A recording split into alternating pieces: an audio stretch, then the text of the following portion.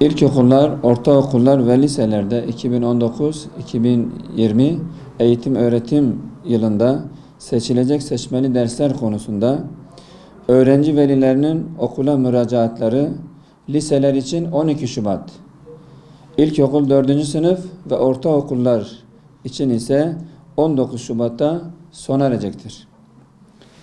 Geleceğin büyükleri olan çocuklarımıza ve gençlerimize manevi katkıyı sağlayacak olan Peygamberimizin hayatı, Kur'an-ı Kerim, Arapça ve temel dini bilgiler gibi derslerin seçimi büyük önem kazanmaktadır.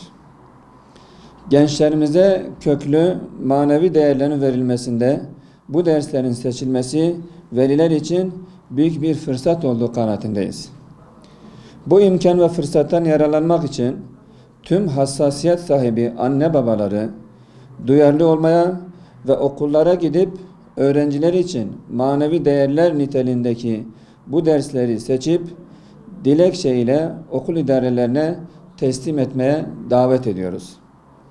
Seçmeli dersler konusundaki bu sorumluluğu yerine getirmek için Peygamber Sevdalıları Vakfı olarak siz değerli velilere hatırlatmada bulunur ve gayret bizden, tevfik Allah'tandır diyoruz.